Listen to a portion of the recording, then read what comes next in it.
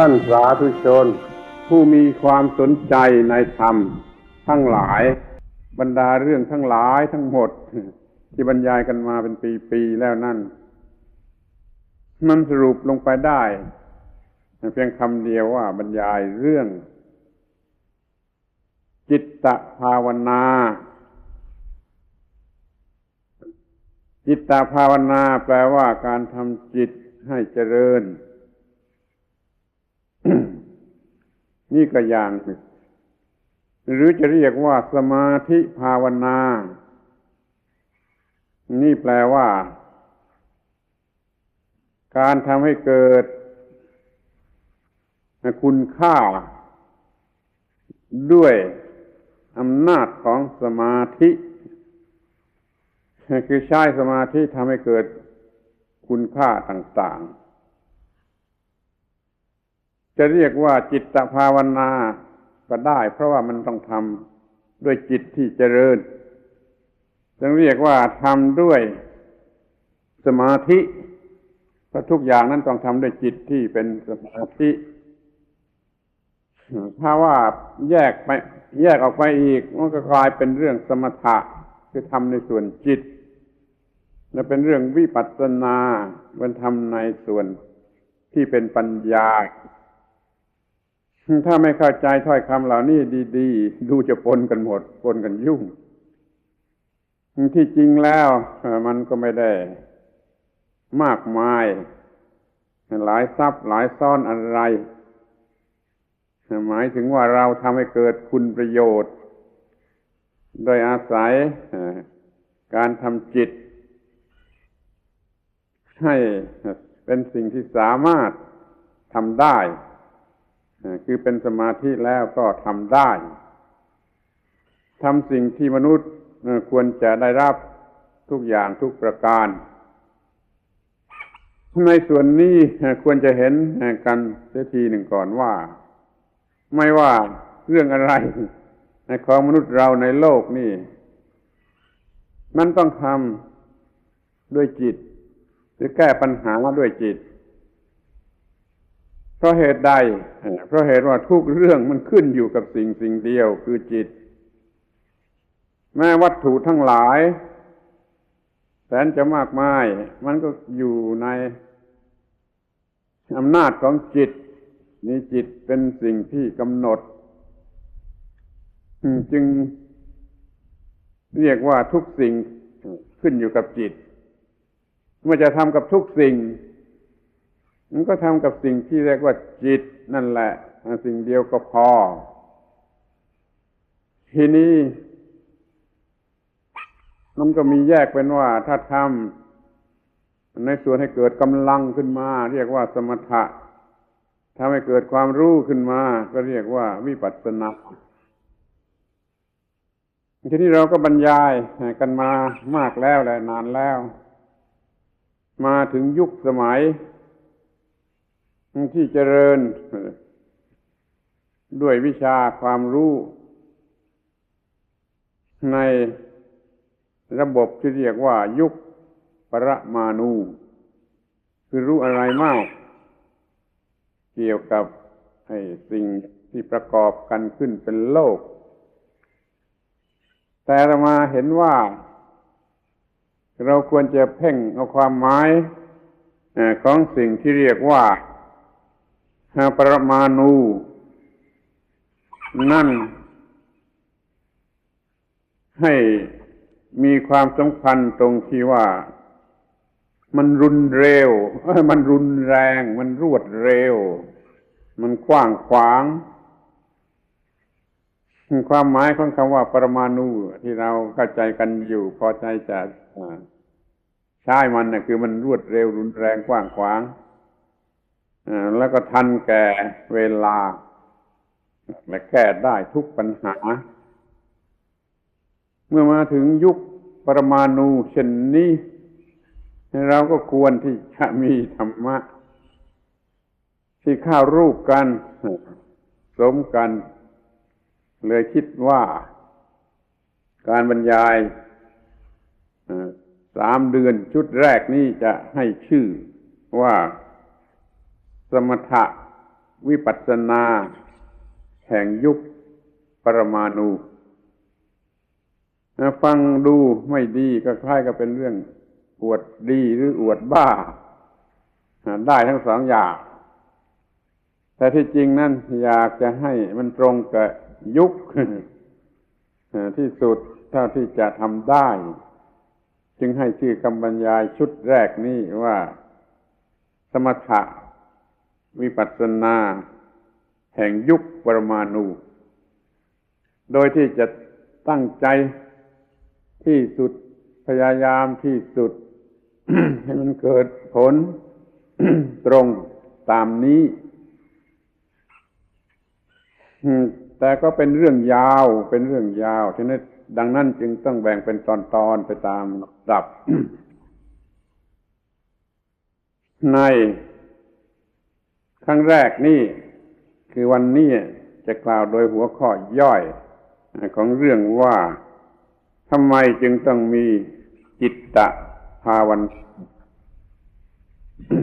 เราจะต้องการจะพูดเรื่องสมถะวิปัสสนาทั้งหมดแต่ในตอนต้นที่สุดก็จะพูด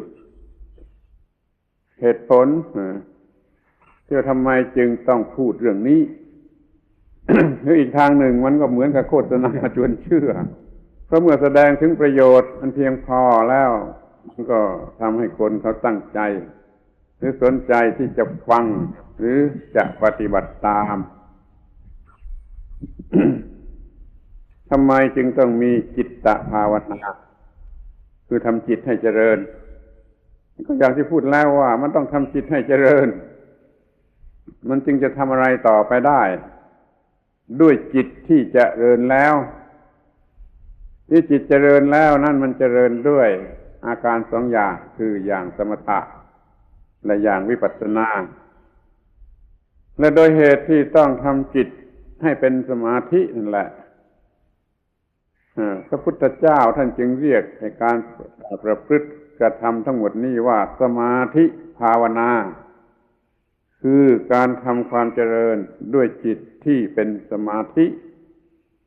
เราไม่อาจจะสร้างความเจริญใดๆให้แก่ชีวิตได้โดยไม่อาศัยจิตที่เป็นสมาธิต้องอาศัยสมาธิเป็นเครื่องสร้างความเจริญดังนั้นจึงเรียกรวมไปซะเลยว่าสมาธิภาวนาการทำความเจริญ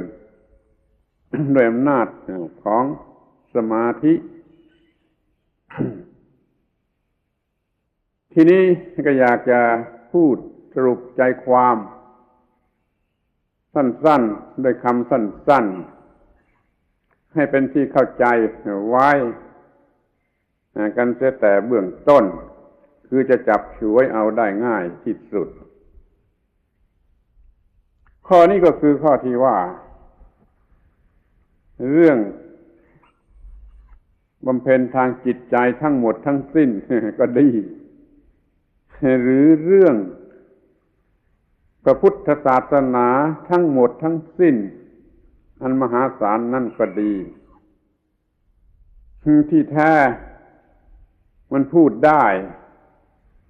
ด้วยคำเพียงสองคำฟังดูให้ดีว่าพูดได้ด้วยคำเพียงสองคำก็คือความทุกข์คำหนึ่งมันก็ดับสนิทแห่งความทุกข์อีกคำหนึ่งความทุกข์คำหนึ่งความดับแห่งทุกข์คำหนึ่งเป็นสองคำ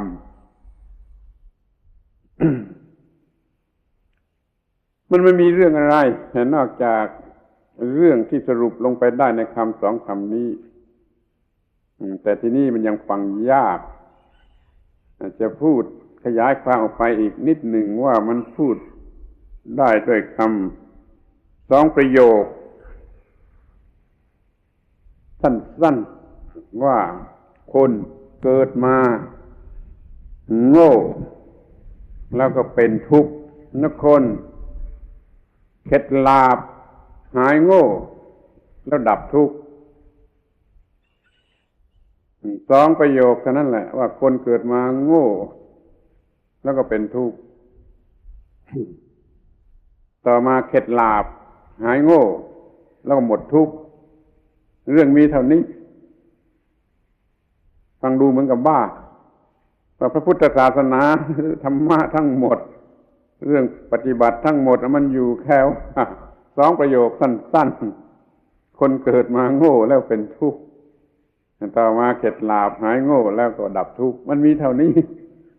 84,000 ธรรมขันธ์มันก็มีสั้นๆเพียง2 ประโยคเท่านั้นขอจำไว้เถอะอันนี้จะช่วยประกันความฟั่นเฟือต่างๆที่ไม่รู้ว่าธรรมะอะไรมากมายเหลือเกินไม่รู้หน้ารู้หลังรู้ต้นรู้ปลาย ก็คนมันโง่เองนี่จะทำอย่างไรได้เกิดมาแล้วโง่แล้วเป็นทุกข์ที่ประโยคนึง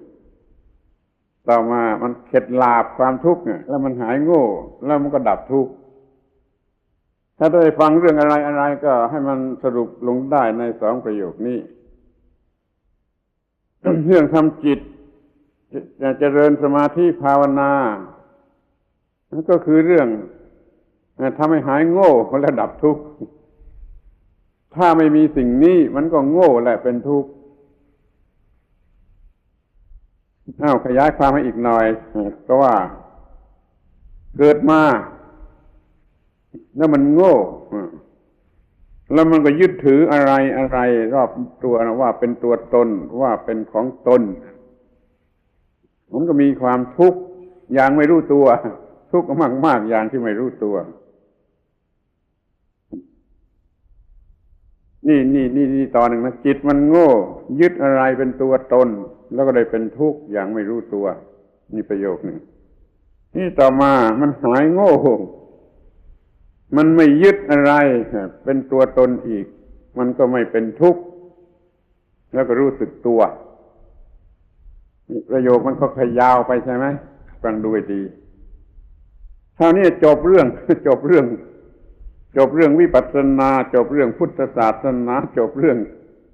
ที่ต้องเรียนต้องรู้ต้องปฏิบัติ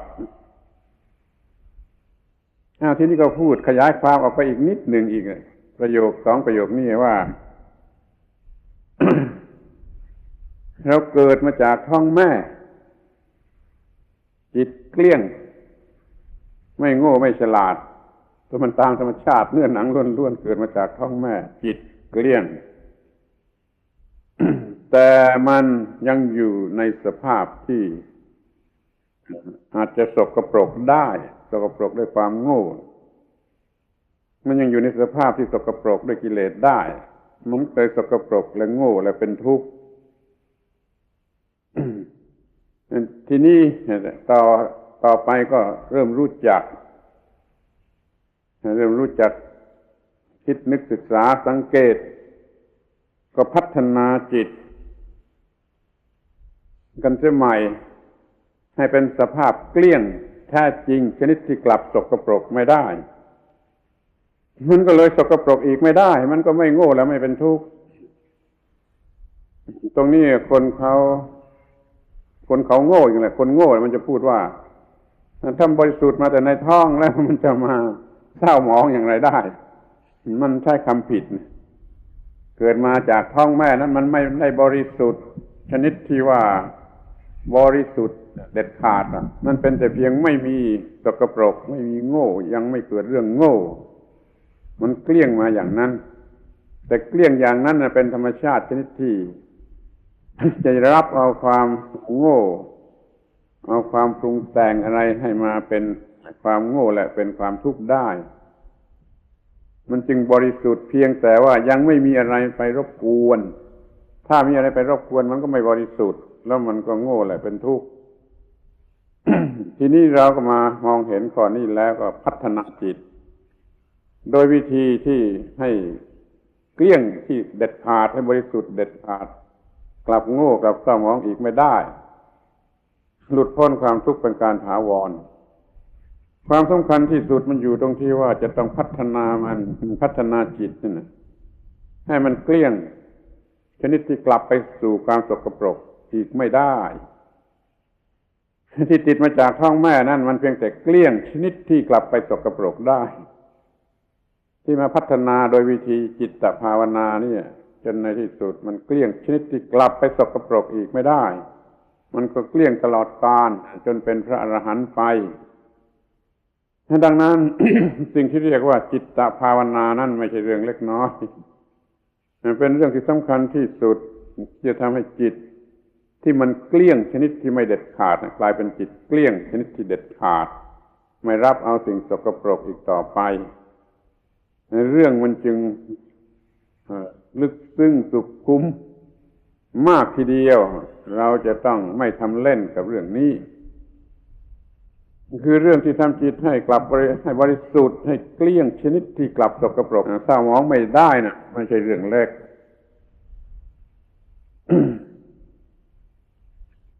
นี่คำพูดที่ยืดยาวนะ มันก็มีอยู่ตรงนี้ว่าวิธีอย่างไรที่จะทำให้จิตมันเกลี้ยงหรือบริสุทธิ์ถาวร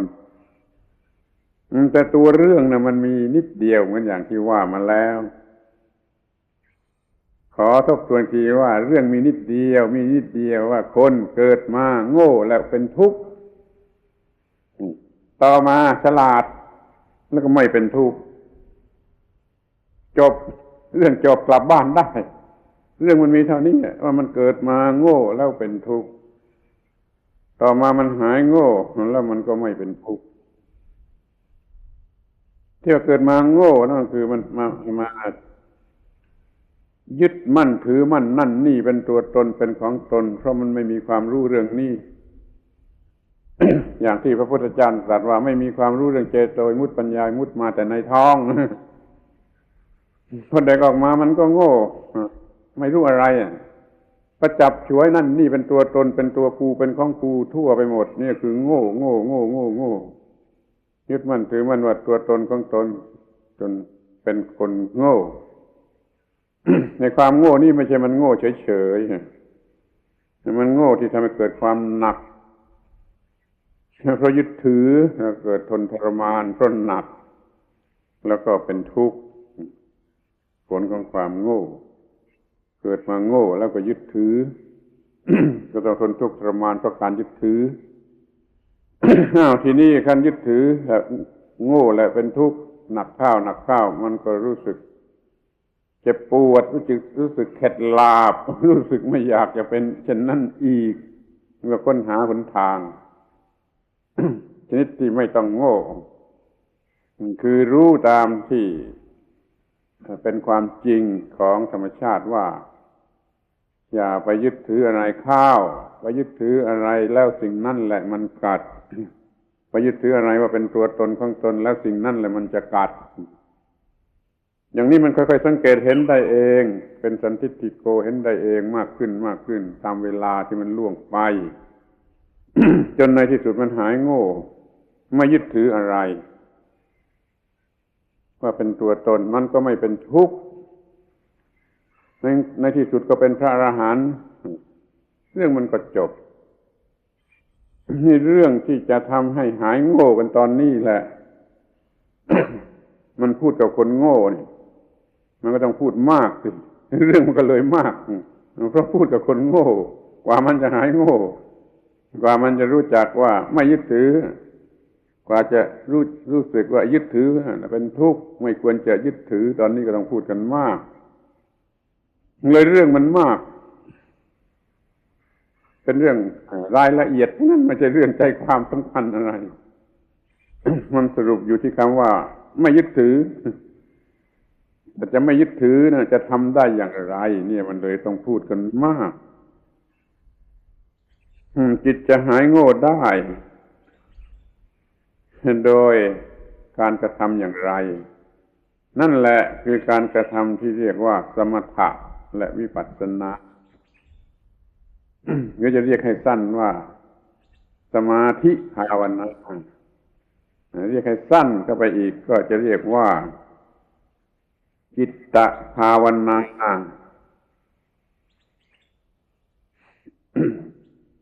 เพราะคำพูดเหล่านี้ ฟังกันไม่ค่อยถูกจึงเกิดความสับสนขึ้นในหมู่คนที่ฟังไม่ถูกถ้ามันฟังถูก มันก็จะลงกันสนิทไม่สับสนไม่ขัดแย้งกันไม่อะไรกัน เราจะเรียกด้วยคำสั้นที่สุดว่าจิตตภาวนาการปฏิบัติทั้งหมดนี้จะเรียกสั้นที่สุดว่าจิตตภาวนาคือการทำจิตให้เจริญจิตมันยังไม่เจริญมันเหมือนกับเมล็ดพืชยังไม่ได้เพาะไม่ได้ปลูกไม่ได้ รดน้ำพรวนดินจิตมันยังไม่เจริญ เดี๋ยวนี้เอามาเพาะให้งอกรดน้ำพรวนดินบำรุงจนมันเจริญจนออกดอกออกผลทำกับจิตอย่างนี้เราก็เรียกว่าจิตตภาวนา ทีนี้จิตเนี่ยเมื่อได้ทำเป็นอย่างนี้แล้วมันก็สามารถทำความเจริญทุกอย่างที่มนุษย์ควรจะต้องการโดยคุณสมบัติอันหนึ่งของมันคือสมาธิจิตที่อารมณ์ดีแล้วอย่างนี้มันมีสิ่งที่เรียกว่าสมาธิเกิดขึ้นโดยอำนาจของสมาธินี่เราจะทำความเจริญตามที่มนุษย์ต้องการอย่างไรก็ได้เลยเรียกทั้งหมดนี้ว่าสมาธิภาวนาให้กล่าวโดยย่อที่พระพุทธเจ้าตรัสไว้ก็ว่ามีความสุขกันทันทีที่นี่เดี๋ยวนี้ก็ได้นี่ก็เป็นผลอย่างหนึ่งมีฤทธิ์มีเดชมีปาฏิหาริย์กันก็ได้นี่ก็อย่างมีสติสัมปชัญญะสมบูรณ์ไม่ทำอะไรผิดในชีวิตประจำวันนี่ก็ได้อย่างหนึ่งแต่ในที่สุดทำอาสวะหมดสิ้นไม่มีเหลืออันสุดท้ายสูงสุดเหลือประมาณด้วยจิตที่เป็นสมาธินี่ทำให้เกิดผลเกิดประโยชน์ได้ทุกอย่างทุกประการอย่างที่ว่ามันนี้ทีนี้ก็มาพูดให้มันชัดยิ่งขึ้นไปอีกโดยการแบ่งแยกว่าการทำจิตให้เจริญนั่นทำอย่างไร ในชั้นแรกก็ทำอย่างที่เรียกว่าสมถะและต่อมาก็ทำอย่างที่เรียกว่าวิปัสสนาที่ทำอย่างสมถะนั่นทำอย่างไร ก็คือทำให้มันแหลมคมและมีกำลังระบบสมถะนั่นคือการทำจิตให้แหลมให้คมและมีกำลังขั้นแรกก็ทำขั้นถัดไปคือวิปัสสนาก็ใช้จิตที่แหลมคมและมีกำลังนั่นแหละทำลายความโง่ความยึดมั่นถือมั่นว่าตัวว่าตนทำจิตให้มีสมรรถภาพที่สุดแล้วใช้จิตชนิดนั้นทำลายความโง่ที่ยึดถือว่าตัวว่าตน ก็เลยแบ่งได้เป็นสองอย่างไม่เหมือนกันอันหนึ่งทำให้มันมีกำลังหรือให้มีความสว่างไสวนี่มันแล้วแต่จะพูดกันไปในแง่ไหนถ้ามีกำลังมีความแหลมคมก็มันตัดความโง่ถ้าทำให้มันสว่างเหมือนกับรวมแสงเหมือนกับรวมแสงของแก้วรวมแสงมันก็เผาอวิชชาเผาความโง่แม้ที่สุดแต่จะเปรียบเทียบเหมือนกับว่าสมถะนี่เป็นการเช็ดแว่นตาที่ฝ้ามัวทำให้แว่นตามันใสกระจ่างขั้นเสร็จแล้วมันก็ดูโดยแว่นตาที่ใสกระจ่างนั้นมันก็เห็นอะไรได้ตามต้องการท่านจะเห็นได้เองว่ามันเนื่องกันอันแรกทำจิตให้เตรียมพร้อมทำจิตให้เตรียมพร้อมที่จะใช้งานอันที่สองก็ทำใช้จิตที่พร้อมแล้วเนี่ยทำงานมีเท่านี้มันมีเท่านี้ สมถะทำจิตให้พร้อมที่จะใช้งานวิปัสสนาใช้จิตที่พร้อมแล้วนั่นแหละให้ สมถะมีการเพ่งลงไปที่อารมณ์สำหรับรวมกำลังจิตวิปัสสนามีการเพ่งลงไปที่ความจริงของสิ่งที่ยึดถือเนี่ยมันต่างกันมากในขั้นสมถะหรือที่เรียกว่าสมถะนั่นจิตมันเพ่งลงไปที่สิ่งที่เป็นอารมณ์สำหรับรวมกำลังจิตให้เป็นอันเดียวอารมณ์เดียวสิ่งเดียวยอดเดียวพอ ถึงวิปัสสนามันเพ่งไปที่สัจจะในความจริงของสิ่งนั้นที่ไปหลงยึดถือว่าตัวตนมันเพ่งคนละที่อาการมันก็คนละอย่างแม้จะเรียกว่าเพ่งเหมือนกันนี่แต่มันเพ่งคนละที่เพ่งกันคนละวิธีเรื่องสมถะเพ่งแล้วมันก็ได้สมาธิคือจิตที่รวมกำลังวิปัสสนาเพ่งแล้วมันก็ได้ความรู้หรือได้ความจริงได้ปัญญาที่รู้ความจริงอันหนึ่งได้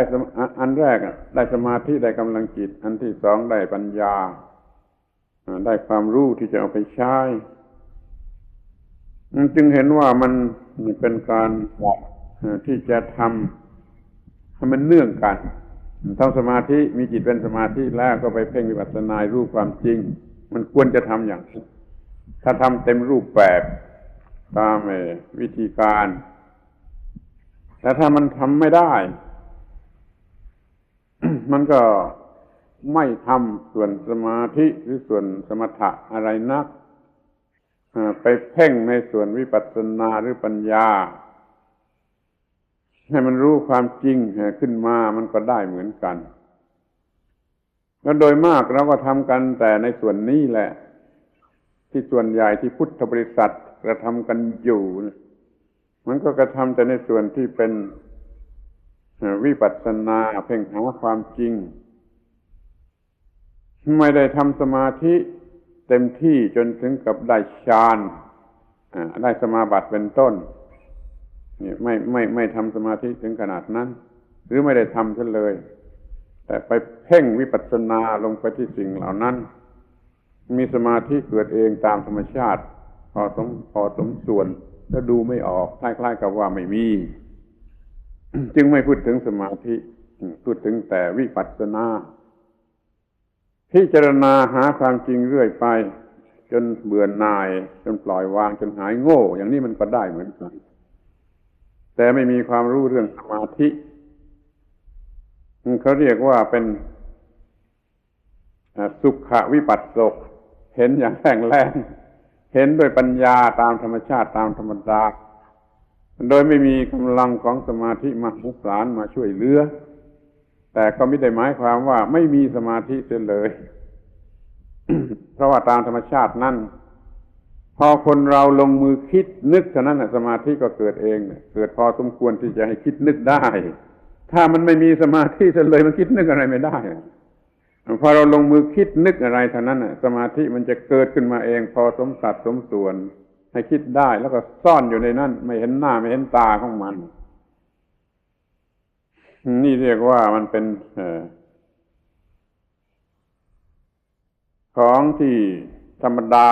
พอที่ทุกคนจะทำได้ถ้าไม่อาจจะเข้าฌานได้ก็จงพิจารณาด้วยปัญญาเห็นอนิจจังทุกขังอนัตตาเรื่อยๆไปก็แล้วกันมันก็สำเร็จประโยชน์คือหายโง่ระดับทุกข์ได้และส่วนมากก็เป็นอย่างนั้นถึงแม้ในครั้งพุทธกาลสังเกตดูตามพระบาลีแล้วก็มีหลักชนิดนี้กันเป็นส่วนใหญ่ของประชาชนชาวบ้านธรรมดาทั่วๆไปส่วนผู้ที่ทำสมาธิได้ฌานได้สมาบัตินั้นเฉพาะคนโดยเฉพาะนักบวชเป็นส่วนใหญ่ออกไปอยู่ในที่สงบสงัดมีโอกาสทำได้เต็มที่ในส่วนสมาธิเต็มที่ในส่วนสมาธิแล้วก็ทำในส่วนวิปัสสนาหรือปัญญาก็เลยได้สำเร็จด้วยคุณสมบัติสูงกว่ามากกว่าคือสมาธิก็เต็มที่ปัญญาก็เต็มที่สุดที่มันจะเป็นไปได้ทีนี้เราพวกที่ไม่สามารถจะทำได้ถึงขนาดนั้นก็เอาเท่าที่มันจะดับทุกข์ได้นั้นก็เลยลงมือทำชนิดที่พิจารณาหาความจริงไปเรื่อยๆทุกโอกาสทุกอิริยาบถทุกสถานที่ทุกเวลานะมันก็เป็นไปได้เหมือนกันแต่มันจะสมบูรณ์เข้มแข็ง เหมือนกับทำเต็มที่นั้นไม่ได้ถ้าเราสมัครทำอย่างที่เรียกว่ามันเป็นแบบทั่วไปอย่างสุขวิปัสสกก็ไม่ต้องพูดอะไรกันมากมายนักไม่ต้องพูดอะไรกันกี่คำแต่ถ้าเราจะให้ทำอย่างสมบูรณ์แบบมันก็ต้องพูดกันมากคือพูดทั้งส่วนสมถะทั้งส่วนวิปัสสนาแยกออกเป็นสองส่วนแล้วก็ทำเต็มที่ทั้งสองส่วนมันก็ได้รับผลเต็มที่ทั้งสองส่วนมันก็เลยต้องพูดกันมากแต่ถ้าเอาเพียงปัญญาหรือวิปัสสนาพอจะเกิดความเบื่อหน่ายคลายกำหนัดมันก็พูดกันแต่ส่วนนี้ก็พอมันก็พอจะดับทุกข์ได้เหมือนกัน แต่มันไม่วิเศษ เรียกว่ามันไม่วิเศษเท่ากับทำเต็มที่ทั้งสองส่วน เอาละทีนี้มันก็มีปัญหาว่าเราจะเลือก อย่างไหนเราจะบ้ามากหรือบ้าน้อยใช้คำหยาบคายอย่างนี้ไอ้คนบ้ามันก็ตั้งพิธีมากเอาให้มากเอาให้ดีเอาให้สุดเวียงเนี่ย ถ้าคนไม่บ้ามากมันเอาพอใช้การได้พอที่สำเร็จประโยชน์ได้ฉะนั้นระวังให้ดี การที่ตั้งใจศึกษาหรือปฏิบัติสุดเวียงนั่นเป็นเรื่องบ้ามากเกินไปก็ได้รู้จักมองแม่ตัวเองจะบ้างอย่างที่คนโบราณเขาเรียกว่ามองหัวแม่เท้าตนเองจะบ้างว่ามันมีเท่าไรเหมาะเท่าไรควรจะเอาสักเท่าไรแล้วก็เอาแต่พอเหมาะอย่างนี้มันเรื่องก็ไม่มากแต่ถ้าหลับหูหลับตาเอาหมดแล้วก็ทำไปอย่างหลับตาบางทีจะไม่ได้อะไรเลยก็ได้เพราะมันปนเปฟั่นเฟือกันหมดเพราะมันมากเกินกำลังสติปัญญาของคนนั้นทีนี้ปัญหาก็เกิดขึ้นมาว่าเราจะเอากันอย่างไรดีอาตมาในฐานะที่จะเป็นผู้บอกผู้กล่าวผู้สืบทอดคำสอนของพระพุทธเจ้าก็ต้องเลือกเหมือนกันว่าจะเลือกเอามาเท่าไรอย่างไรจะมาสอนกันบอกกันให้พอดีสำหรับเราไม่ให้รับประโยชน์โดยแท้จริงทันเวลาคือก่อนตายถ้าเรื่องมามากเรื่องมาหมดอันมาก็บ้าเหมือนกัน เพราะมันไม่อาจจะสอนให้ทันเวลาให้หมดได้ก็เลยไม่ได้ประโยชน์อะไรกันทั้งสองฝ่ายคนสอนก็บ้าคนเรียนก็บ้าเพราะมันมากเกินความเป็นจริงแต่ถ้าเลือกมาพอดีสอนกันทันเวลาปฏิบัติได้ทันเวลาก็ได้รับประโยชน์เป็นที่น่าพอใจด้วยกันทุกฝ่ายนี่มันเป็นเรื่องที่มีปัญหาอย่างนี้แล้วก็เป็นเรื่องที่ต้องพูดกันในวันแรกว่าเราจะเอากันอย่างไรดีจะเอาสักเท่าไรดีที่จะทำจิตตภาวนา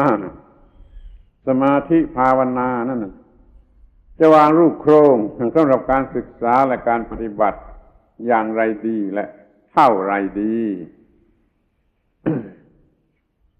พูดกันสัก3 เดือนเอาไหมจะพอไหมพูดกันสัก3 เดือนจะพอไหม พูดตั้งปีก็ได้อย่าว่า3 เดือนเลยแต่ว่า3 เดือนนี้มันก็ไม่ใช่น้อยมันพอเกี่ยวฟั่นเฟือจนไม่รู้ว่าต้นรู้ปลายจนปนกันหมดก็ได้เหมือนกัน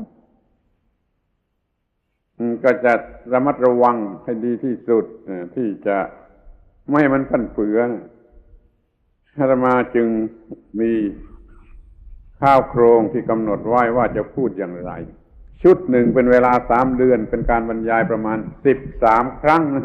ก็เป็นที่รู้กันอยู่แล้วว่าแต่ละชุดละชุดที่แล้วมาชุดหนึ่งราว13 ครั้งเท่านั้นคือ3 เดือนบางชุดมันจะไปถึง14 ครั้งแต่ว่าโดยมากมัน13 ครั้งเราจะพูดเรื่องจิตตภาวนาสมาธิภาวนานี่กันสักชุดหนึ่งเลย3 เดือน จึงได้บอกใจความสำคัญที่สั้นที่สุด ว่าเรื่องทั้งหมดนั้นจะพูด3 เดือนมันมีอยู่2 คำเรื่องว่าเกิดมาโง่แล้วเป็นทุกข์แล้วต่อมาหายโง่แล้วไม่เป็นทุกข์พูดเท่านี้จะพูดเท่านี้เกิดมาโง่แล้วเป็นทุกข์แล้วต่อมาอบรมจิตหายโง่แล้วไม่เป็นทุกข์มันยาวเท่านี้แล้วจะพูดกัน3 เดือนพูดให้บ้าหรือพูดให้ดีก็ยังไม่รู้แน่มันก็แล้วแต่การพูดจะสำเร็จประโยชน์หรือไม่สำเร็จประโยชน์ก็ค่อยดูกันต่อไปคือพูดเรื่องว่าคนเกิดมาแล้วโง่ยึดถือแล้วเป็นทุกข์ต่อมาคนมันหายโง่มันไม่ยึดถือแล้วมันก็หมดทุกข์มันมีเท่านี้นี่คำพูดมันมีเท่านี้ จึงใช้ชื่อคำบรรยายชุดทั้งชุดนี้ว่าคำบรรยายชุดสมถะวิปัสสนา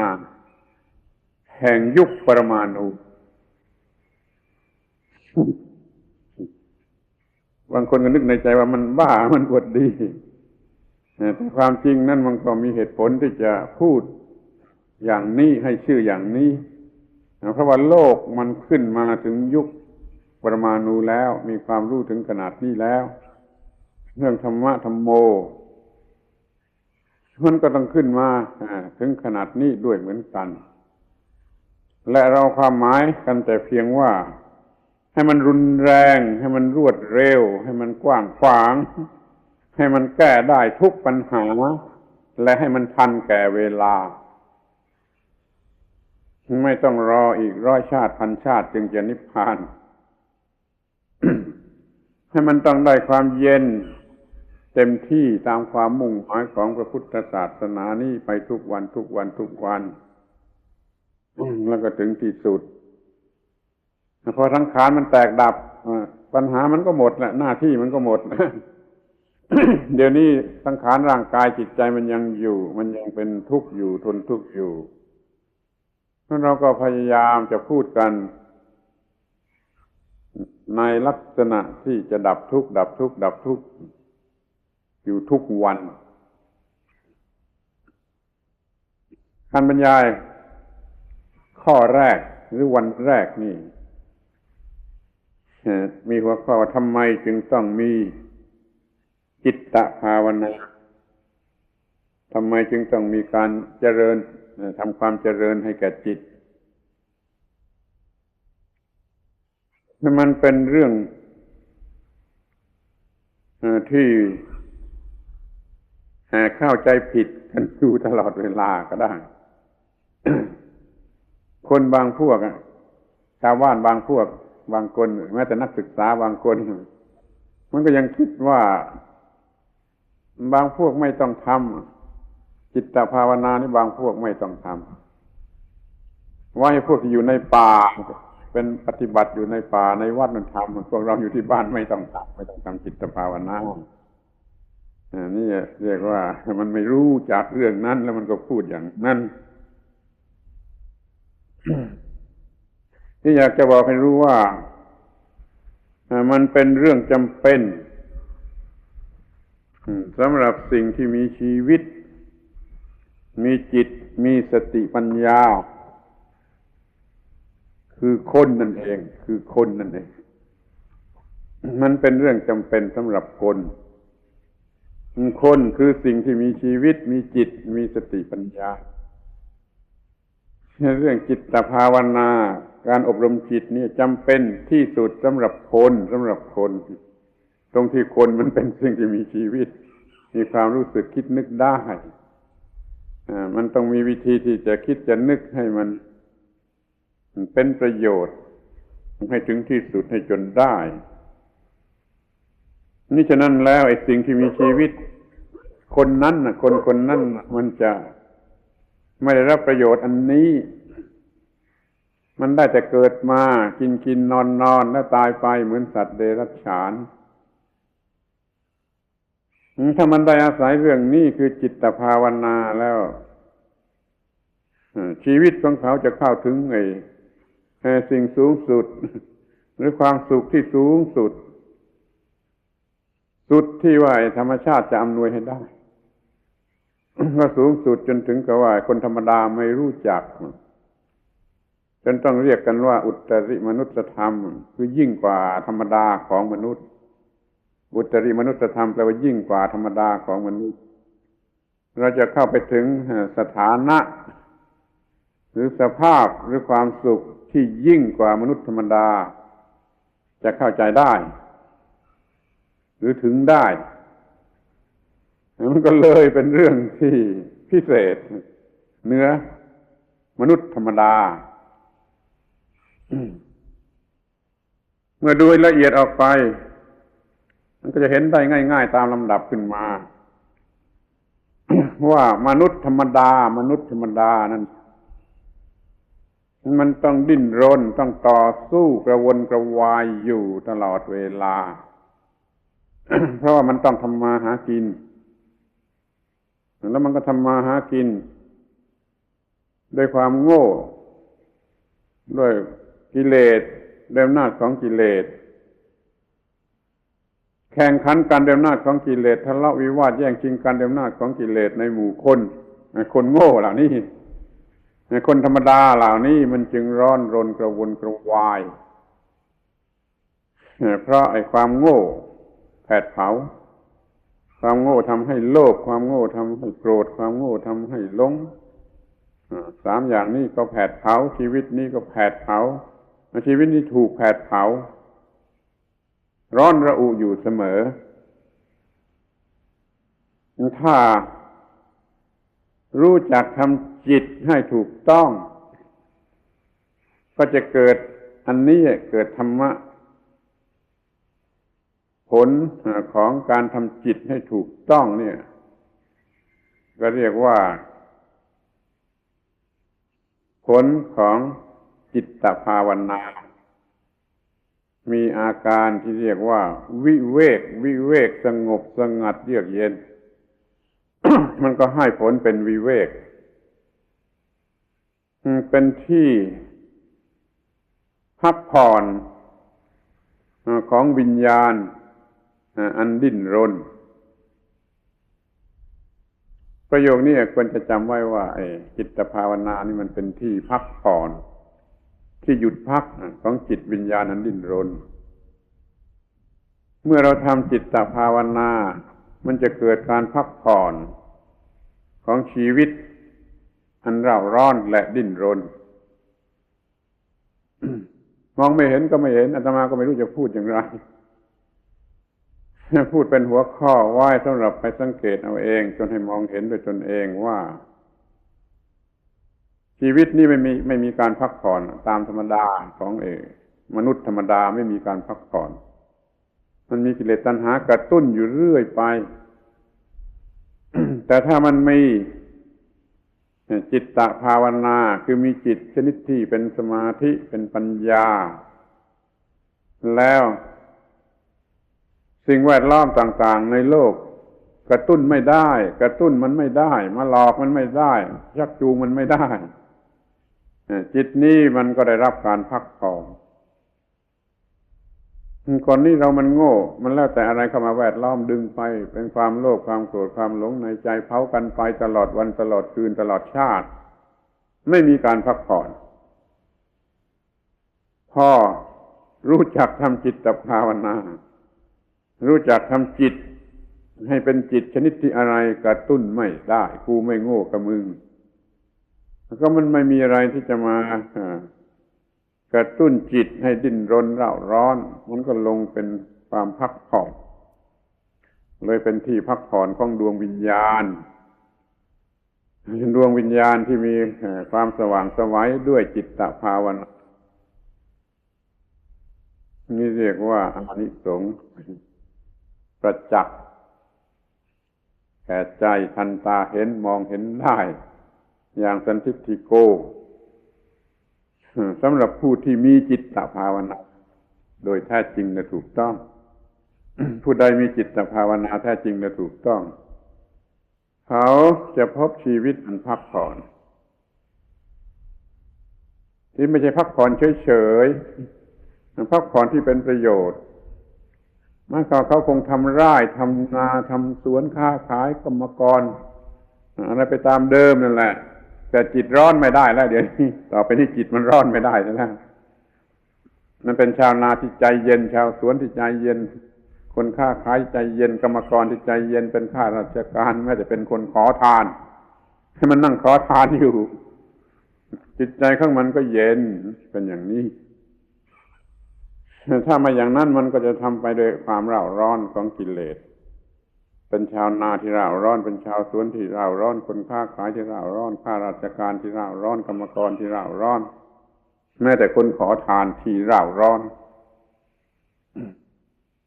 พออันนี้เข้ามาไม่มีความเร่าร้อนไม่ว่าเขาจะต้องทำการชะนิดไหนพูดให้มันหมดก็ว่าตั้งแต่คนขอทานถึงพระจักรพรรดิดีกว่ามั้งนับตั้งแต่คนขอทานสูงขึ้นมาตามลำดับถึงพระจักรพรรดิ ถ้าไม่มีจิตตภาวนามันจะมีความเร่าร้อนทุรนทุรายกระเสือกกระสนไปตามหน้าของกิเลสแต่ถ้ามีธรรมะที่เป็นผลของจิตตภาวนาเขาก็จะเย็นเป็นสุขพอใจอยู่ในการทำหน้าที่การชีวิตเป็นของเย็นการงานเป็นของเย็นอะไรก็เป็นของเย็นนี่เรียกว่าพักผ่อนทางวิญญาณตั้งแต่คนขอทานไปถึงมหาจักรพรรดิเลื่อนอีกหน่อยก็ได้ไปถึงจอมเทวดาในสวรรค์พวกเทวดาในสวรรค์ถ้าไม่มีสมาธิไม่มีคุณธรรมเหล่านี้มันก็ร้อนมันก็สัตว์นรกเหมือนกันเพราะว่าเทวดามันก็มีกิเลสตัณหายังไม่หมดนี่การรู้จักทำจิตให้ถูกต้องตามกฎเกณฑ์ของธรรมชาติที่เรียกว่าเรื่องสมถะวิปัสสนามันได้ผลเป็นอย่างนี้เป็นที่พักผ่อนของวิญญาณกระเสือกกระโซน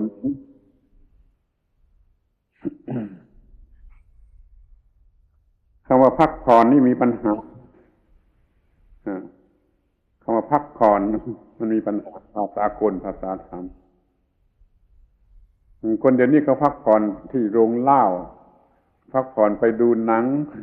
พักผ่อนไปโรงโสเภณีไปพักผ่อนมันพักผ่อนอะไรกันมันยิ่งไปสูงไม่มากขึ้นไม่ใช่พักผ่อนแต่เขาก็เรียกอย่างโง่เขลาว่าพักผ่อนต่อให้ไปเล่นกีฬาไปเล่นแบดมินตันไปเล่นกอล์ฟแล้วว่าพักผ่อนนั้นมันโง่พักผ่อนอะไรมันต้องใช้ความคิดมากขึ้นต้องไปออกกำลังกายมากขึ้น และอีกอย่างหนึ่งก็ต้องรู้ไว้ว่าไม่เราจะไปนอนเสียนะไปนอนจะพักผ่อนแต่ถ้าจิตไม่มีสมาธิแล้วมันก็ไม่พักผ่อนนะไม่จะไปนอนอยู่มันก็วุ่นวายอยู่ในจิตนั่นแหละมันไม่พักผ่อนให้ไปนอนอยู่ก็การพักผ่อนมันต้องหยุดกันทั้งกายและทั้งจิตจึงจะเรียกว่าเป็นการพักผ่อนไม่มีการพักผ่อนอย่างใดนอกจากว่าจิตมันหยุดด้วยจิตมันพลอยหยุดด้วยจะเรียกอีกทางหนึ่งก็เรียกว่าเป็นความเย็นเป็นความเย็นจะไม่ใช่คำว่าพักผ่อนแต่ใช้คำว่าเป็นความเย็นในทางจิตในทางวิญญาณเป็นชีวิตเย็นตามความหมายของคำว่านิพพานคือเย็นชีวิตทั่วไปไม่เย็นเพราะมันอยู่ด้วยกิเลสพอทำสมาธิทำจิตภาวนาได้กิเลสไม่มากวนว่างจากกิเลสนั่นคือเย็นเป็นนิพพานถ้าเราทำสมาธิภาวนาหรือจิตตภาวนาถูกวิธีแล้วชีวิตนี้จะเป็นของเย็นเป็นเครื่องทำความเย็นให้แก่จิตเหมือนเดี๋ยวนี้ก็มีเครื่องทำความเย็นให้เป็นน้ำแข็งเป็นอะไรเย็นเยือกไปทั้งห้องเย็นหรือในอาคารที่มีเครื่องทำความเย็นควบคุมอากาศให้มันเย็น แต่มันก็เย็นไม่ได้ถ้าคนที่นั่งอยู่ในนั้นมันระอุอยู่ด้วยกิเลสมันเย็นไม่ได้ มันจะรู้จักทำจิตใจหยุดจากความร้อนคือกิเลสแล้วมันจึงจะเย็นนั่นเราจึงอุปมาว่าสมาธิภาวนานี่เป็นเครื่องทำความเย็นให้แก่ชีวิตให้แก่จิตเป็นคู่กันกับเครื่องทำความเย็นทางร่างกายทางวัตถุที่เขานิยมกันมากในโลกสมัยนี้นึกถึงตู้เย็นห้องเย็นเครื่องทำความเย็นในปัจจุบันนี้ว่ามันให้เย็นอย่างไรเราก็มีความหมายว่าเย็นแต่ว่าเย็นทางฝ่ายจิตฝ่ายวิญญาณแล้วก็สบายกว่าเย็นทางวัตถุความเย็นทางกายมันอย่างหนึ่งความเย็นทางจิตมันอีกอย่างหนึ่งเพราะว่าความร้อนมันก็มีสองอย่างความร้อนทางกายมันอย่างหนึ่งความร้อนทางใจมันอีกอย่างหนึ่งเลยมาแบ่งกันความรู้ตามธรรมดาสติปัญญาของมนุษย์ธรรมดาก็ระงับความร้อนทางกายมีความเย็นทางกายแต่ถ้าเรามีจิตตภาวนาเราก็ระงับความร้อนทางจิตแล้วก็ได้รับความเย็นในทางจิตนี่เป็นอย่างนี้ถ้าไม่ชอบมันก็ไม่ต้องพูดกันถ้าต้องการแล้วมันก็มีทางจะพูดกันหรือให้ถึงกับทำได้ทำให้มีขึ้นมาได้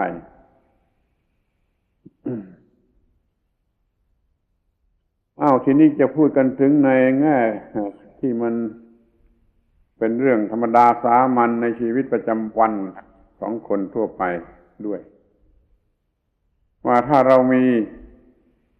ความเจริญทางจิตมีจิตตภาวนาเราก็ยังต้องการสมาธิจิตอยู่นั่นแหละจะนั่งทำงานที่ออฟฟิศที่โต๊ะก็ต้องการจิตที่เย็นเป็นสมาธิทำงานได้ดีไม่จะทำงานทางกายจะทำขนมขายไปงั้นอยู่หน้าเตาไฟนี่ก็ต้องมีจิตที่สงบเย็นมีจิตที่สงบเย็นมันจึงจะไม่ร้อนเพราะไฟนั่นมันจะทำงานสนุกอยู่หน้าเตาไฟก็ได้หรือเราจะทำงานทุกอย่างทุกประการที่ทำกันอยู่ในโลกล้วนแต่ต้องการจิตที่ปกติเป็นสมาธิทั้งนั้นเราจะขับรถเนี่ยลองคิดดูเราจะขับรถด้วยจิตเป็นสมาธิกับด้วยจิตที่ไม่เป็นสมาธิมันต่างกันอย่างไรนั่นมันอันตรายมากน้อยกว่ากันอย่างไรถ้าขับรถ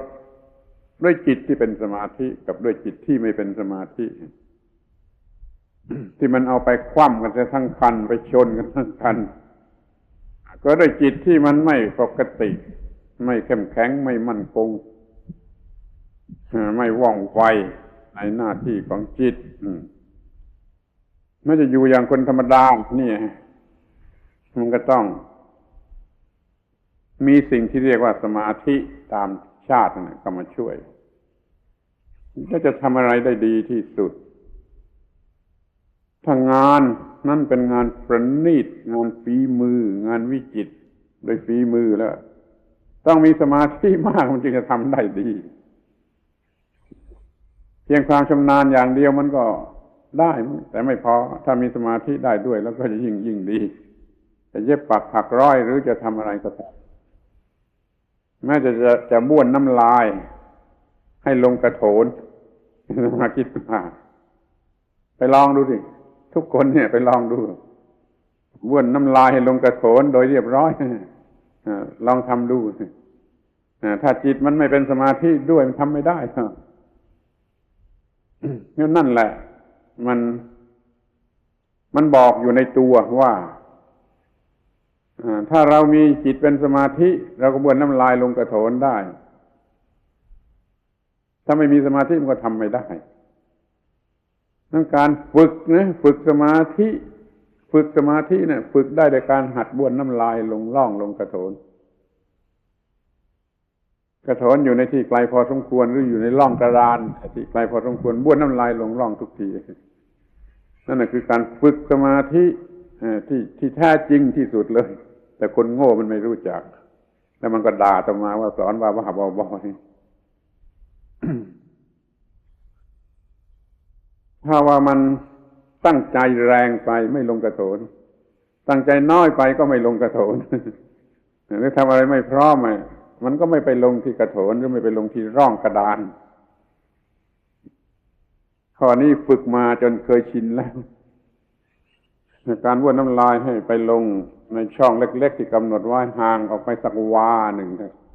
ไปลองดูคนโง่ๆเหล่านี้ทำไม่ได้ถ้ามันออกแรงมากไปมันก็ผิดออกแรงน้อยไปมันก็ไม่ถึงมันก็ไม่สำเร็จหรอกนั้นถ้าใครสามารถบ้วนน้ำลายลงช่องเล็กๆห่างสักวาหนึ่งได้อันนั้นเป็นสมาธิชั้นเตรียมแล้วเป็นสมาธิชั้นเตรียมแล้วไปลองดูเป็นสมาธิชั้นเตรียมแล้วอาตมายังฝึกอยู่ทุกวัน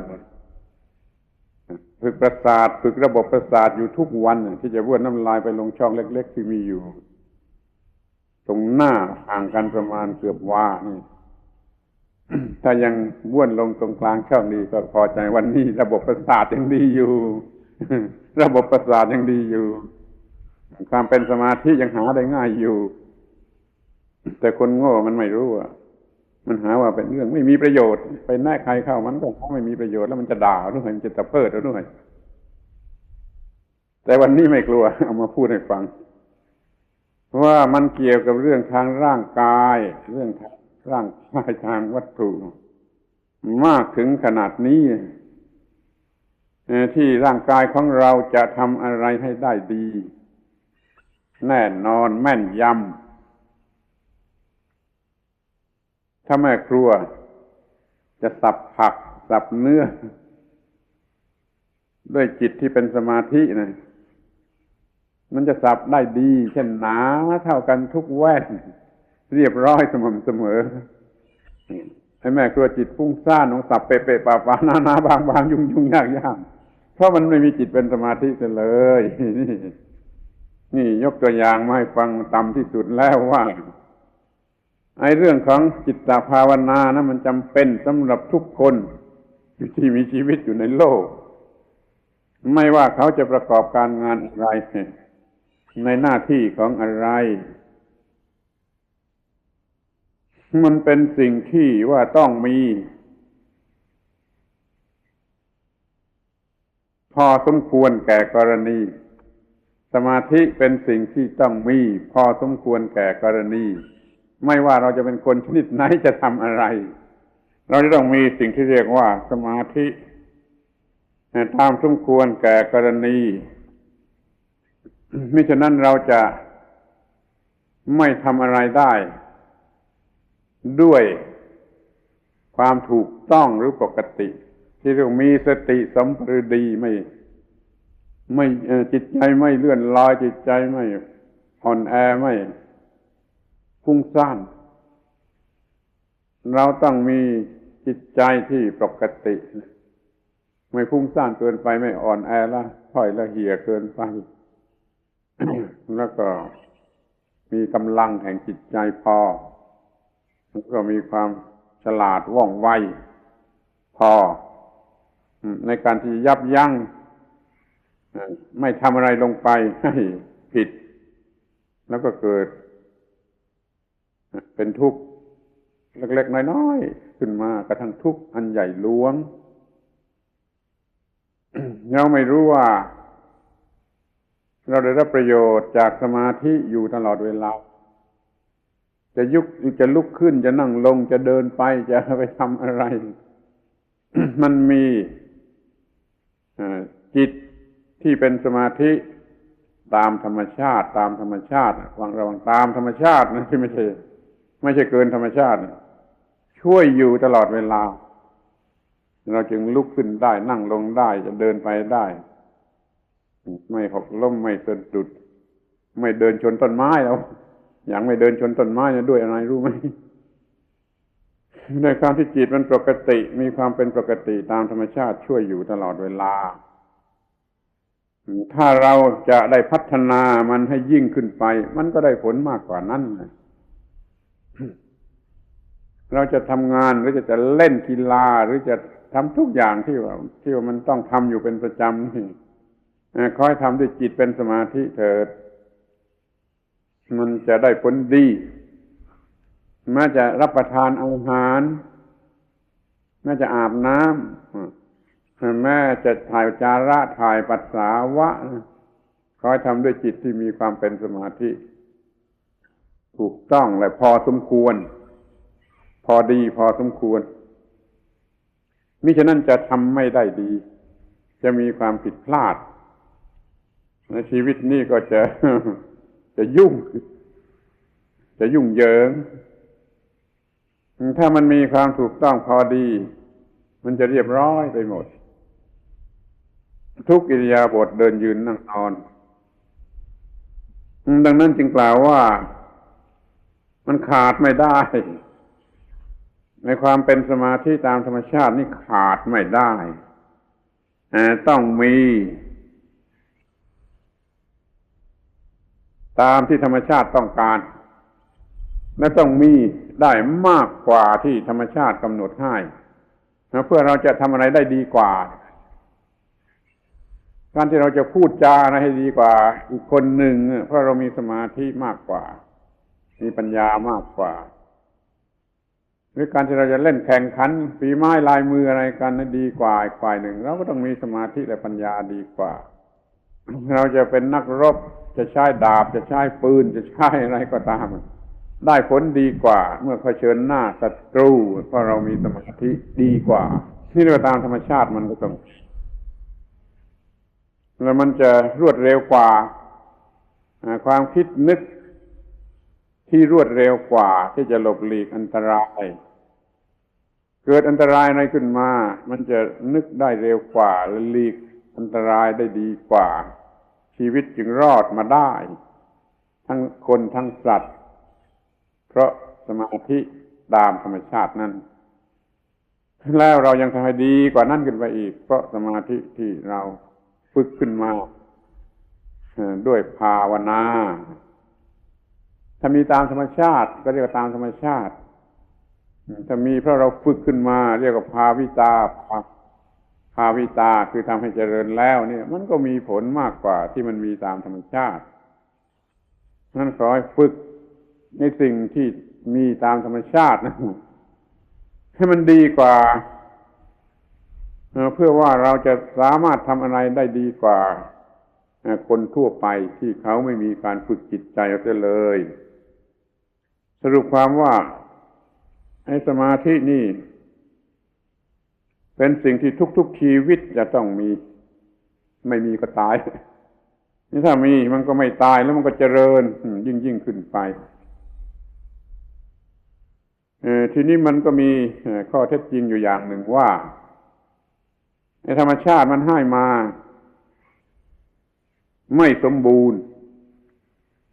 เราจึงต้องมาฝึกให้สมบูรณ์จนบรรลุมรรคผลนิพพานได้นี่ว่าธรรมชาติให้มานี่เหมือนกับพืชเมล็ดพืชให้พืชพันธุ์มาแต่นั้นน่ะ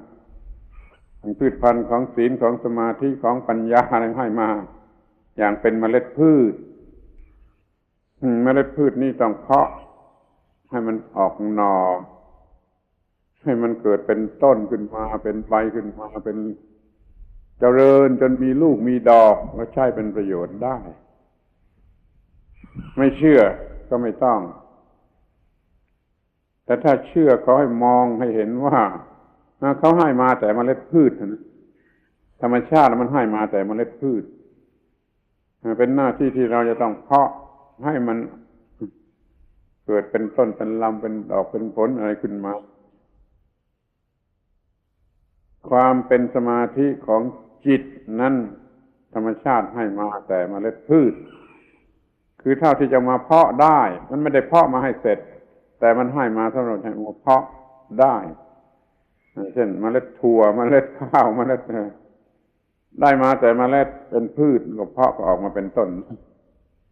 ถ้าธรรมชาติมันไม่ได้ให้มามากกว่านั้นแต่มันก็ดีที่สุดแล้วที่ว่าทุกคนมีเมล็ดพืช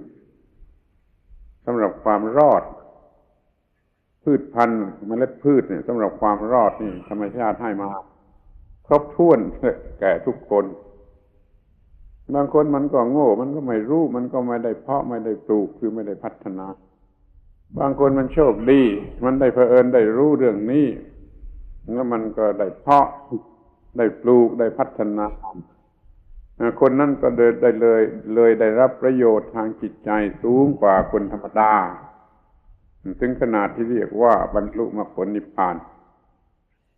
เราถามว่าทำไมจึงต้องมีจิตตภาวนาคนเราทำไมต้องมีจิตตภาวนาก็เพราะว่า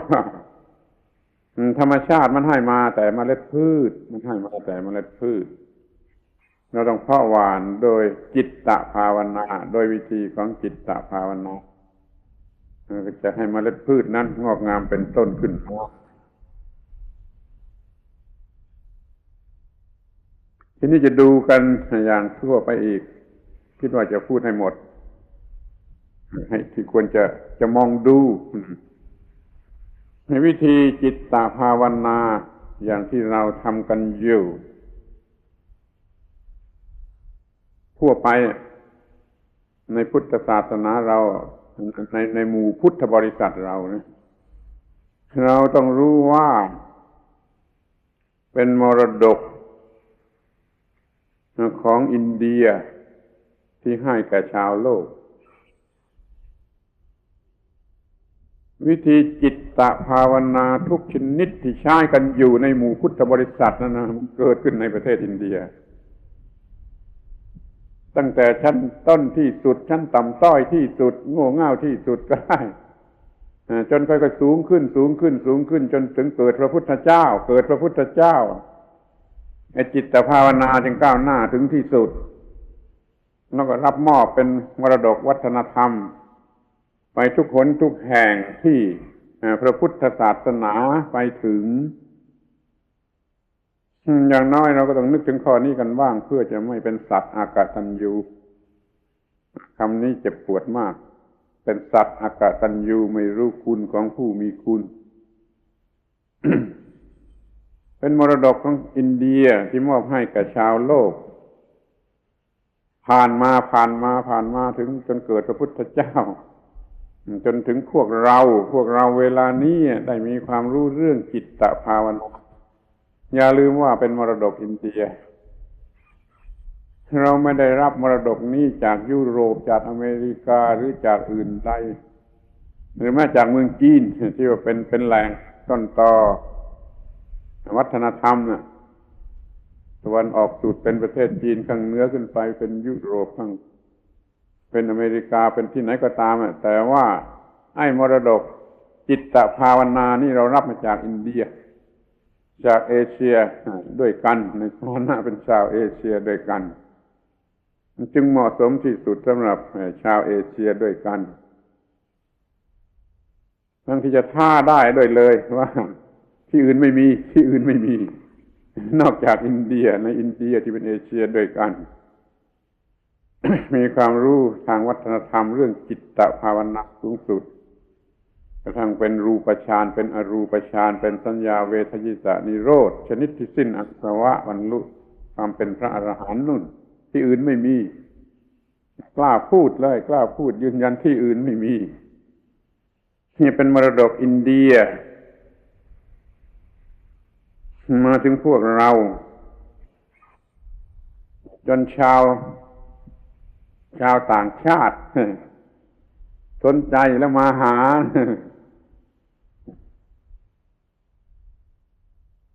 ที่ว่าพวกฝรั่งมาหาความรู้ทางจิตภาวนาก็เพราะว่าที่บ้านเขาไม่มีมันไม่เกิดในถิ่นเหล่านั้นมันมีอยู่แต่ในอินเดียในประเทศไทยที่รับมรดกตกทอดมาไม่มีในทวีปอื่นนอกจากในชมพูทวีปเนี่ยจนเป็นที่ตื่นตาเป็นที่สนใจของชาวทวีปอื่นแล้วก็มาหา ก็เรียกว่ามันไม่ใช่เรื่องเล็กน้อยนะมันเป็นเรื่องที่ต้องทำให้สำเร็จประโยชน์ทีนี้มันเป็นโอกาสที่จะเขวได้เมื่อเกิด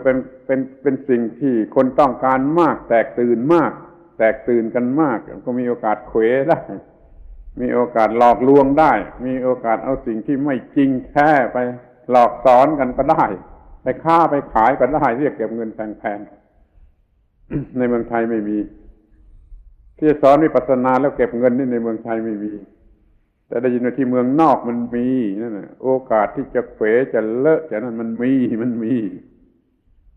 ระวังกันไว้ด้วยเอาทีนี้มาดูชาวพุทธกันแท้ๆใกล้เกลือกินด่างก็มีอยู่มาก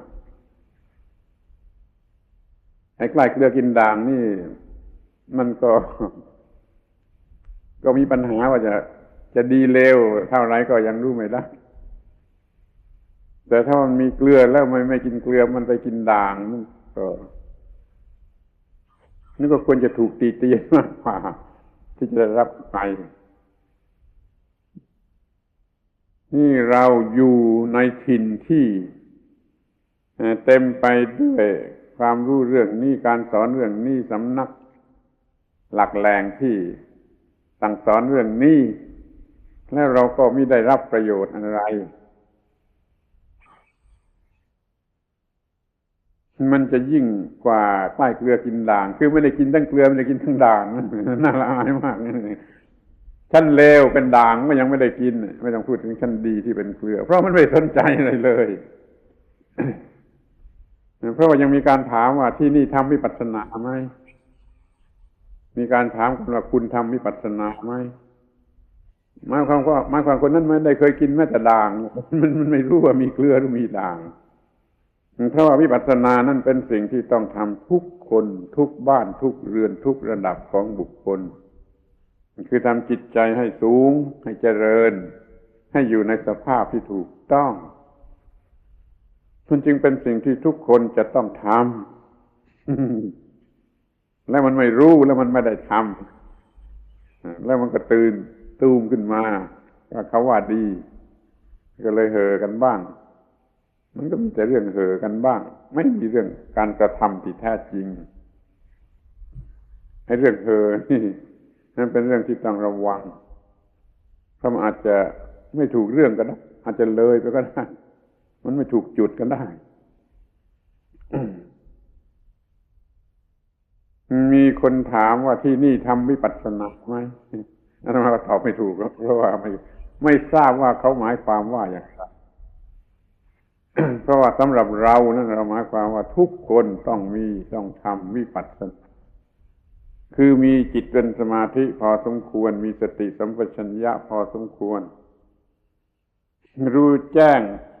เห็นชัดอยู่ว่าอะไรบ้างที่ไปเอาเข้าไปแล้วมันจะกัดเอาอะไรบ้างที่ไปเอาเขาแล้วมันจะกัดเอาคืออะไรบ้างที่ไปเอาเขาแล้วมันเป็นเรื่องผิดเป็นเรื่องให้โทษนั่นมันต้องรู้กันทุกคนนั่นขอให้รู้ถึงที่สุดว่ามันเป็นสิ่งจำเป็นที่ทุกคนต้องมีและต้องทำไม่ยกเว้นที่บ้านที่เรือนหรือที่วัดที่ในป่าไม่ยกเว้นว่าเด็กผู้ใหญ่หญิงหรือชายธรรมชาติต้องการให้มีวิปัสสนาคือรู้แจ้งตามที่เป็นจริงว่าอะไรเป็นอะไรอะไรเป็นอะไรนั่นแหละคือวิปัสสนาถ้าคอยรู้ชัดเจนว่าอะไรเป็นอะไรอะไรเป็นอะไรอะไรเป็นอะไรทุกสิ่งทุกอย่างนั่นแหละคือวิปัสสนาที่ถูกต้องและสมบูรณ์ไม่ใช่เพียงแต่มานั่งกำหนดลมหายใจอยู่ที่นี่หรือที่ไหน แต่เป็นเรื่องที่ต้องมีความรู้ความเข้าใจต่อทุกสิ่งที่แวดล้อมรอบเราอยู่ทั้งกลางวันและกลางคืนว่าอะไรนี่เป็นอะไรไปเกี่ยวข้องเขาแล้วมันจะทำอะไรมันจะให้อะไรมันจะกัดเอาหรือไม่ นั่นแหละคือวิปัสสนาอย่าไปโง่ไปหลงไปทำในสิ่งที่ไม่ควรทำนี่ก็เป็นวิปัสสนา ถ้าไปทำผิดในสิ่งที่ควรทำอย่างนี้ไปทำซะอย่างโน้นแล้วมันก็กัดเอา นี่ก็เป็นเรื่องที่ต้องรู้หรือว่ามันเป็นวิปัสสนา ถ้ามันเป็นวิปัสสนาแล้วไม่มีใครทำผิดไม่มีใครอวดดีที่ไหนมีการอวดดีที่นั่นไม่มีวิปัสสนาไปดูกิริยามันอวดดีคำพูดจามันอวดดีอะไรมันแสดงมาเป็นคนอวดดีสะเพร่าและอวดดีที่นั่นมันไม่มีวิปัสสนาคนนั้นมันไม่มีวิปัสสนานี่มันดูกันได้ง่ายๆอย่างนี้เพราะเหตุฉะนั้นแหละวิปัสสนาจึงเป็นสิ่งที่ควรกระทำแต่ว่าทำไมจึงต้องทำจิตตภาวนาเพราะว่าไม่อย่างนั้นมันจะเป็นคนเผลอและอวดดีทำอะไรผิดๆไปหมดมันจะทำผิดมากกว่าธรรมดาที่เขาทำกันอยู่ชาวพุทธแท้ๆต้องอยู่ด้วยวิปัสสนาทุกคนทุกวัยทุกรูปแบบของอาชีพแม้ที่สุดมันจะถีบสามล้ออยู่แจวเรือจ้างอยู่มันก็ต้องมีสติปัญญาที่เรียกว่าวิปัสสนานะทำอย่างไรดีที่สุดได้ผลดีที่สุดลงทุนน้อยที่สุดประหยัดที่สุดนี่มันก็เป็นวิปัสสนาแปลว่าสำหรับทุกคนจำเป็นสำหรับทุกคนสรุปความว่า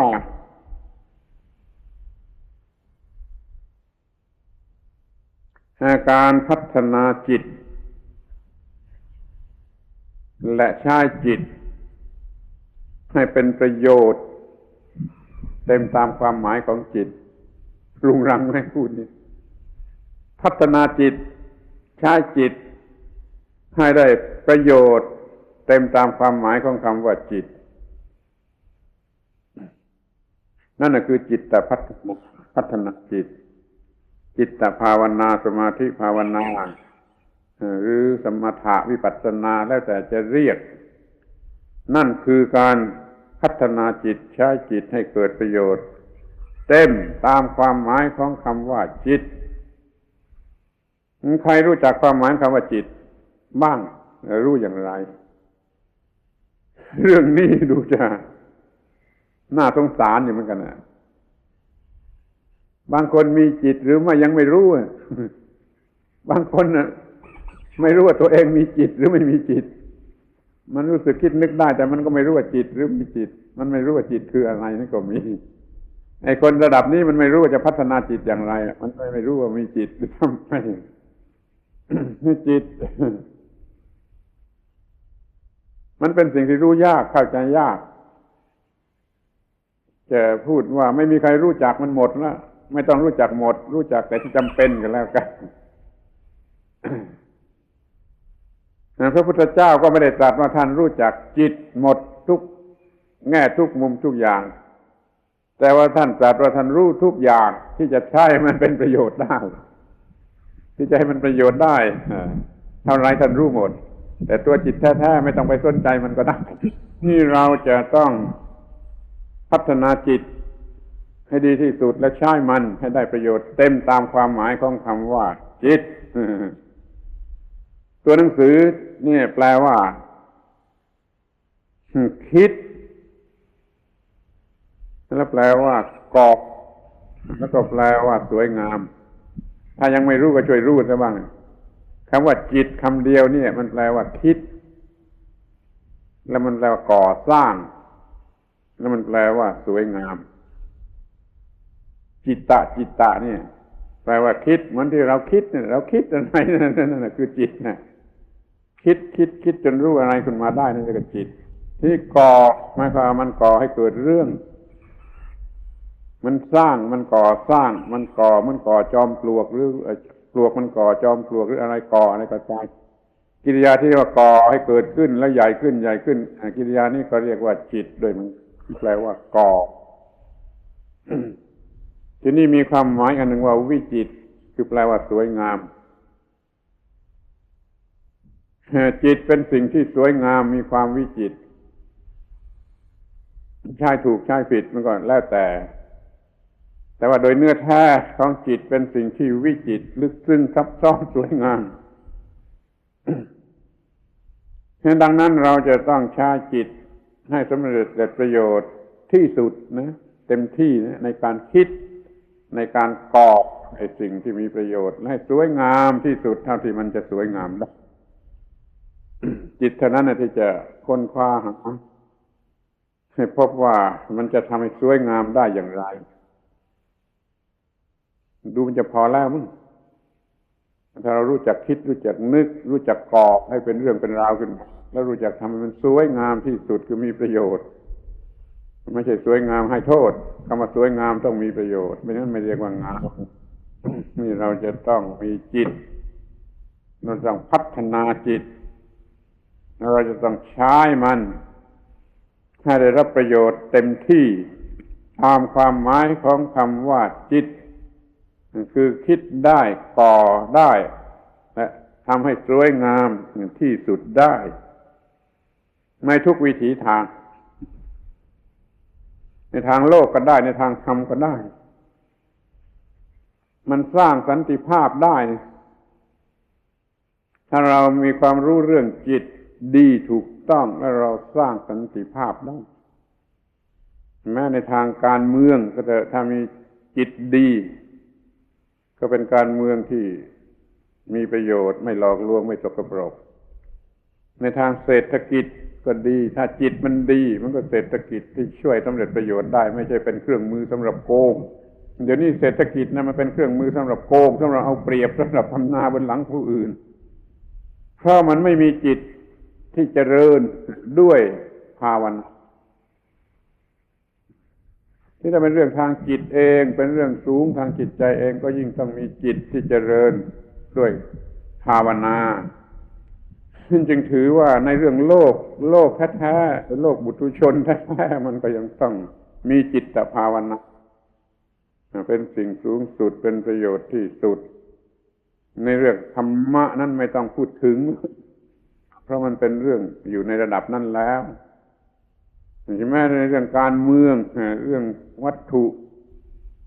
เรื่องการบ้านการเมืองมันก็จะต้องการจิตที่พัฒนานี่เมื่อเราไม่ได้หยิบขึ้นมาใช้มันก็ไม่เป็นประโยชน์เราไม่รู้จักมันเราก็ไม่หยิบขึ้นมาใช้และใช้ถ้าหยิบขึ้นมาก็หยิบมาผิดมาใช้ผิดมาทำผิดกลายเป็นจิตสกปรกกว่าเดิมจิตมีกิเลสมากกว่าเดิมเกิดมาจากท้องแม่ไม่มีกิเลสพอมาเป็นคนอยู่ไม่เท่าไรก็หลงไหลในเรื่องของกิเลสก็กลายเป็นเรื่องของกิเลสไปหมดก็กลายเป็นจิตของกิเลสหมด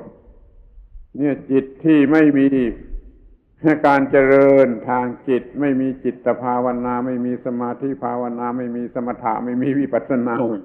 มันก็เป็นอย่างนี้เป็นธรรมดานั่นไม่ต้องโทษใครเพื่อจะหลีกเลี่ยงความเลวร้ายทุกอย่างของมนุษย์เราก็จงเจริญจิตภาวนาให้รู้แจ้งเห็นจริงเพื่อได้รับประโยชน์ทั้งหมดทั้งสิ้นที่มนุษย์จะมีได้ก็จงเจริญจิตภาวนาแล้วเราก็จะได้รับแปลว่าเราชนะทั้งสองฝ่ายไม่พึงปรารถนาเราก็ชนะฝ่ายที่พึงปรารถนาเราก็ชนะแล้วเรื่องมันก็จะจบกันในการที่จะถามว่าทำไมจึงต้องมีจิตภาวนาเรามีจิตภาวนาเพื่อสิ่งที่สำคัญที่สุดคือจิตนั้นมันจะแสดงผลออกมาถึงที่สุดสูงสุดสมบูรณ์ที่สุดสำหรับจะได้เป็นมนุษย์ที่ดีที่สุดคือมนุษย์เย็นมนุษย์เลวที่สุดคือมนุษย์ร้อนระอุอยู่ด้วยกิเลสทั้งวันทั้งคืนเป็นมนุษย์ร้อนมันเลวที่สุดเลวกว่าสัตว์เดรัจฉานเพราะเดรัจฉานมันยังไม่ร้อนเท่านั้น มนุษย์เลวกับสัตว์เดรัจฉานเพราะมันร้อนทั้งวันทั้งคืนยิ่งกว่าสัตว์เดรัจฉานเราแทบจะหาไม่พบเลยสัตว์เดรัจฉานที่มันจะร้อนโดยกิเลสเหมือนมนุษย์นี่ครับไม่เคยพบแต่มนุษย์มันมีอยู่ตัวไป จนโรคประสาท เพิ่มขึ้นทุกทีตามความเจริญของมนุษย์ชนิดนี้นะไม่ใช่มนุษย์ที่ถูกต้อง พูดอย่างนี้ก็ได้ว่าถ้ามันเป็นมนุษย์ที่ถูกต้องไม่เป็นโรคประสาทใครกำลังเป็นโรคประสาทคนนั้นไม่ใช่มนุษย์มันเป็นแต่เพียงคนเป็นคนที่ยังไม่ใช่มนุษย์นั่นอย่าทำเล่นกับมันอย่าอวดดีกับมัน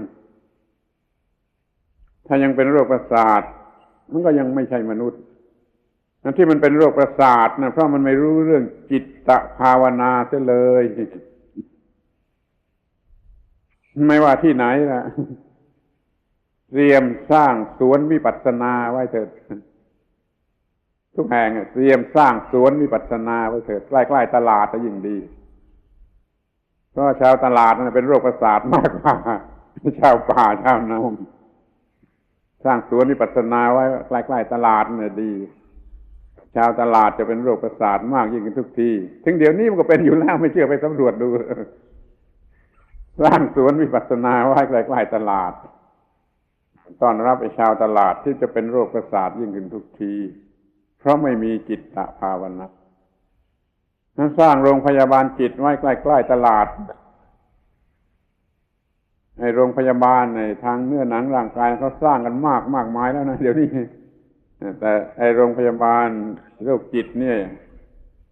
ยังไม่มี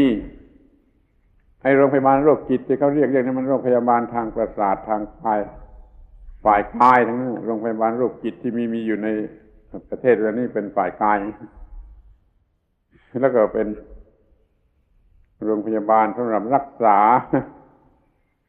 ความวิปริตทางประสาทมากกว่าไม่ใช่โรคทางวิญญาณ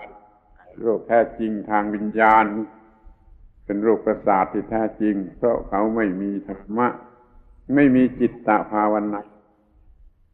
ถ้ามีจิตตภาวนาแล้วก็เลิกโรงพยาบาลประสาทเลิกโรงพยาบาลโรคจิตได้ เป็นว่าอาตมาได้พูดกันในวันแรกนี้พอสมควรแล้วในข้อที่ว่าทำไมจึงต้องมีจิตตภาวนา และมีให้สมกับที่เป็นยุคปรมาณูคือจะเฉยชาอยู่ไม่ได้จะแคบอยู่ไม่ได้จะเหนื่อยอยู่ไม่ได้ขอให้มีความก้าวหน้าอย่างเต็มที่เต็มอัตราที่จะเกิดการพัฒนาในทางจิตแล้วมนุษย์เราก็จะได้มีโอกาสได้รับสิ่งที่ดีที่สุดที่มนุษย์ควรจะได้รับถ้าไม่มีการเจริญภาวนาในทางจิตใจแล้วมนุษย์ไม่มีโอกาสที่จะได้รับสิ่งที่ดีที่สุดที่มนุษย์ควรจะได้รับเพราะว่าสิ่งที่ดีที่สุดที่มนุษย์ควรจะได้รับนั้นมันต้องได้รับในทางจิตใจถ้าจิตใจพัฒนาไม่ถึงไม่เหมาะสมไม่มีโอกาสจะได้รับเลยเป็นโมฆะหมดเลยสิ่งที่ดีที่สุดที่มนุษย์ควรจะได้รับเป็นโมฆะหมดเลยให้ผีมันหัวเราะเยาะมนุษย์ว่ามันไม่เป็นมนุษย์นี่มันไม่มีจิตใจที่สูงเหมือนกับความหมายของมนุษย์มันมีจิตใจต่ำทรามเพราะไม่มีจิตตภาวนาดูจะพอแล้วมาพูดกันถึงขนาดที่สำหรับเหตุผลที่ว่าทำไมเราจึงต้องมีจิตตภาวนาสร้างสถานที่อบรมจิตตภาวนาเปิดการสั่งสอนเรื่องจิตตภาวนาเปิดการปฏิบัติเรื่องจิตตภาวนา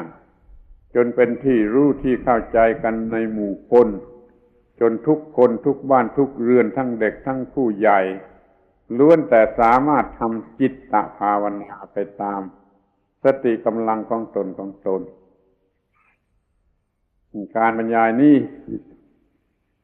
สำหรับครั้งแรกนี่ก็เพียงพอแล้วสำหรับเหตุผลข้อนี้ขอยุติการบรรยายไว้เพียงเท่านี้เป็นโอกาสให้